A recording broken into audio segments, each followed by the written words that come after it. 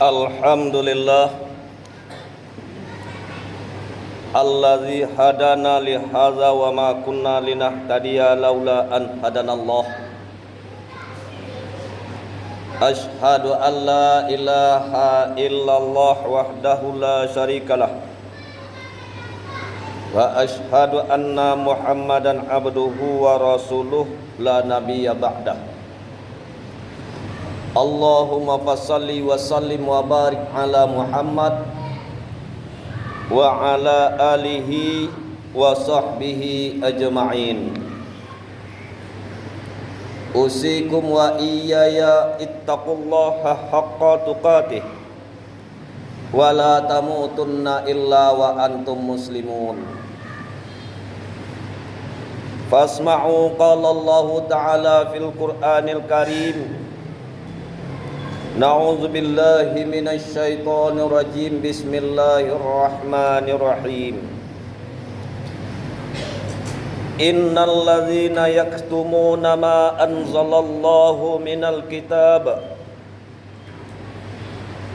wa yashtaruna bihi thamanan qalila ulaika ma ya'kuluna fi butunihim illan nar wa la yukallimuhumullahu yawmal qiyamah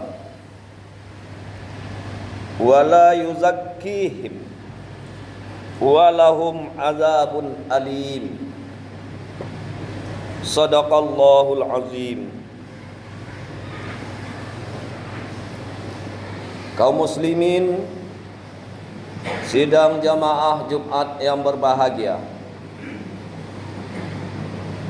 terutama sekali marilah sama-sama kita mengucapkan puji dan syukur kehadirat Allah Subhanahu wa taala. Alhamdulillah, berkat rahmat, hidayah dan karunia Allah, kita masih diberi waktu, kesehatan dan kekuatan, baik itu kesehatan dan kekuatan lahiriah, terutama kesehatan dan kekuatan batinnya.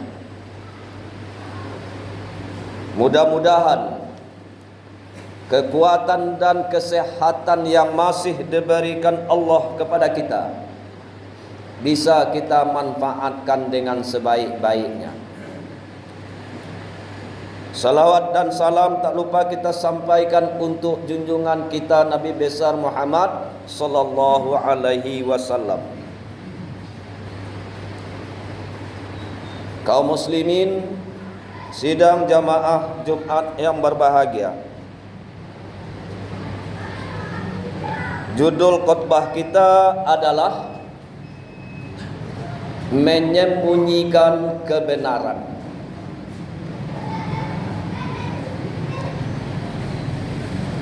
Dalilnya surat Al-Baqarah ayat 174. Kaum muslimin sidang jamaah Jumat yang berbahagia, kebenaran itu mutlak dari Allah.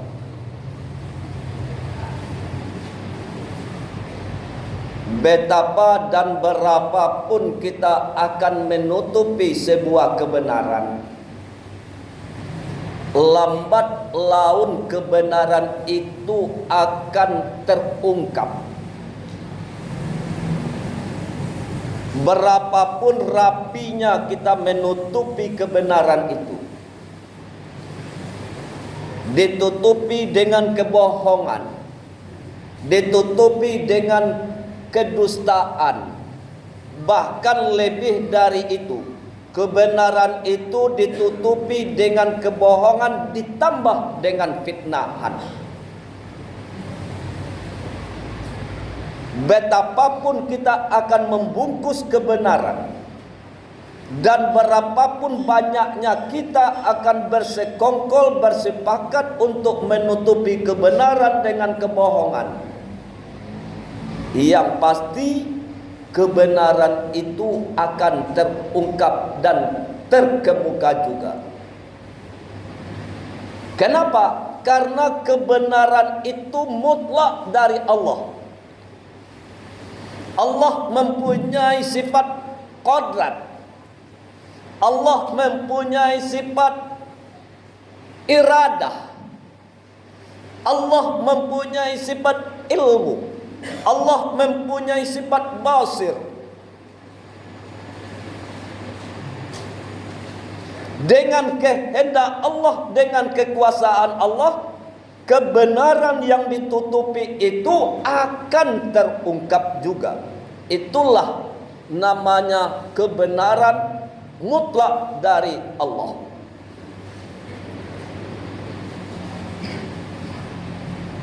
Lalu, apa yang menyebabkan orang menutupi kebenaran? Dan apa akibat dari orang yang menutupi kebenaran itu? Kita lihat asbabun nuzul dari surat ini.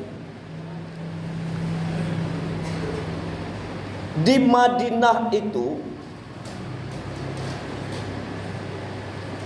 ada masyarakatnya Yahudi, ada Nasrani, ada Yahudi, ada Islam dan lain sebagainya.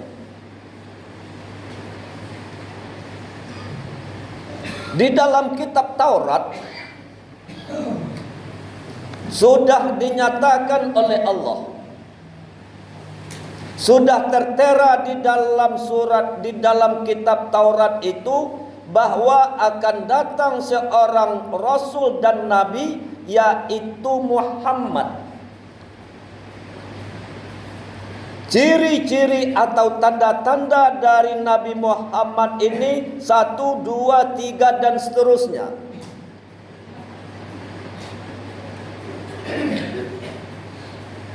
Lalu tanda-tanda itu terdapat pada Nabi Muhammad. Memang itulah yang dimaksud. Memang Nabi Muhammadlah yang dimaksud di dalam Taurat itu. Tetapi orang-orang Yahudi, pemuka-pemuka agama Yahudi, tokoh-tokoh agama Yahudi tidak mau menyampaikan kebenaran Taurat itu kepada masyarakat banyak. Rasulullah Nabi Muhammad telah berada di lingkungan, telah berada di tengah-tengah masyarakat. Sudah ada di kota Madinah. Dan dilihat di dalam Taurat dan terdapat di dalam Taurat, inilah Muhammad yang dimaksud di dalam Taurat itu. Orang-orang Yahudi, pemuka-pemuka Yahudi yakin dan percaya inilah Muhammad yang dimaksud di dalam kitab Taurat. Tetapi pemuka-pemuka agama Yahudi, tokoh-tokoh agama Yahudi tidak mau menyampaikan kepada umatnya, tidak mau menyampaikan dan membuka kepada masyarakat luas. Kenapa? Andaikan nanti disampaikan kepada masyarakat luas, maka orang akan berpaling. Kekuasaan kita akan bisa roboh. Pengaruh kita akan hilang. Jabatan kita akan hilang. Kenapa? Karena orang sudah berkiblat dalam tanda kutip kepada Muhammad untuk melanggengkan pangkat dan jabatan, untuk melanggengkan kehormatan dan kedudukan. Taurat ditutupi, dibohongi dan tidak mau disampaikan kepada umatnya. Inilah asbabun nuzul dari ayat 174 ini. Kaum muslimin sidang jamaah Jumat yang berbahagia, begitulah.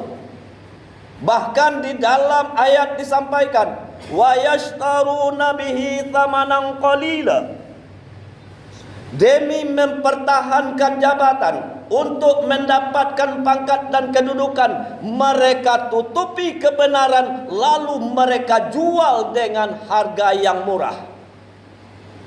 Jadi di dalam ayat, di dalam Al-Quran itu, pangkat dan jabatan bukanlah sesuatu yang mahal, tetapi adalah sesuatu yang murah. Lalu kata Allah lagi, ulaika ma ya'kuluna fi butunihim illan nar. Mereka itu tidak memakan atau tidak memasukkan ke dalam perut mereka kecuali api. Apa artinya ini?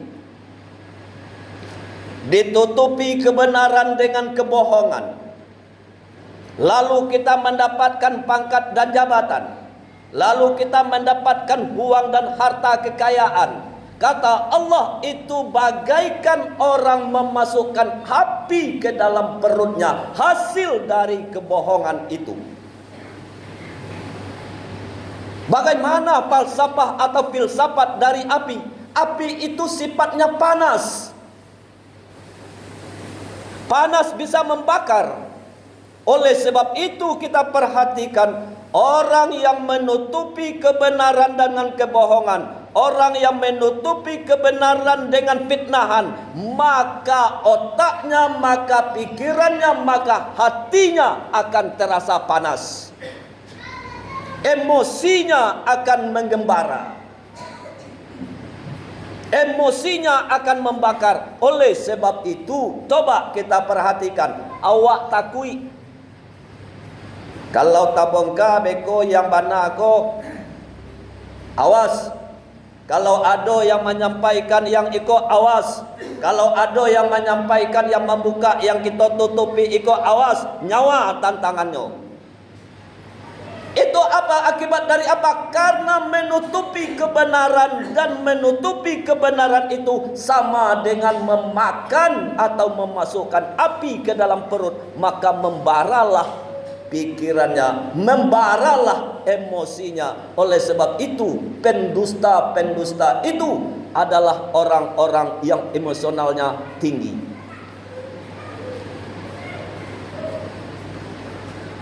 Kita lanjutkan ayat.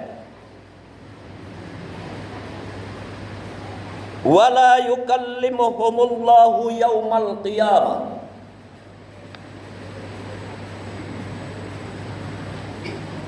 Tadi penyebab ditutupi kebenaran adalah mempertahankan harga diri, adalah mempertahankan kehormatan, adalah mempertahankan kedudukan, adalah mempertahankan jabatan.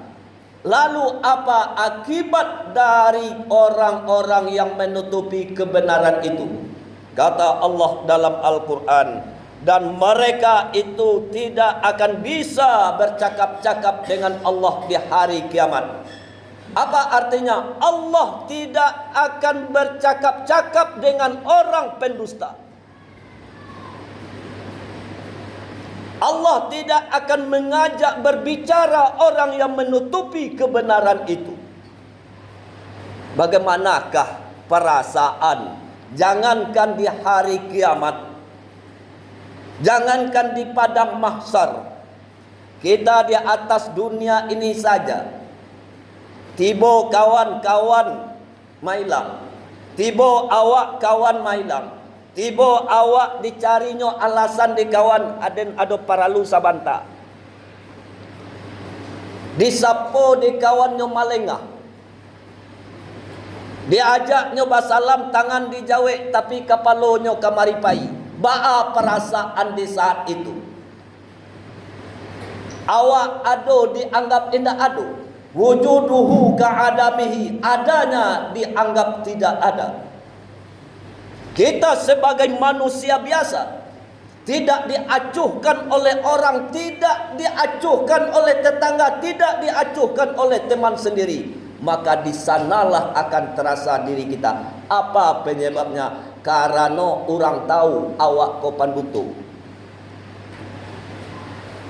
Tibonya beko. Tak bayang. Pajak aku nak selesai. Tibonya tak bayang. Iko pembohong. Tibonya tak bayang. Iko penyebar fitnah. Begitulah keadaan nanti di hari kiamat. Allah tidak akan mengajak para pembohong. Allah tidak akan mengajak orang yang menutupi kebenaran bercakap-cakap nanti. Lalu kata Allah, wala yuzakkihim.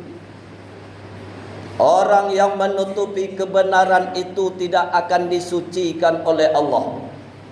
Kalau di atas dunia masih bisa kita manipulasi.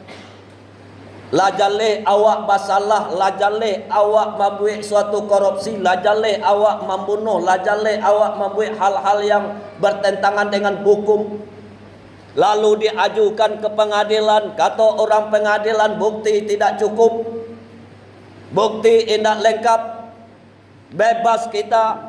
Lalu dituntut lagi dengan kebebasan kita, tolong renovasi, rehabilitasi harga diri saya, pemutihan diri saya, harga diri saya tolong kembalikan. Lajale awak nambah buik, lajale awak yang baduto, lajale awak yang membunuh, meminta pula pembersihan diri. Itu di dunia, tapi di akhirat nanti wala yuzakkihim, tak akan bisa mengelak dari pembersihan dari Allah. Akibat yang ketiga, walahum azabun alim. Para penyembunyi kebenaran, mereka akan mendapatkan azab yang pedih.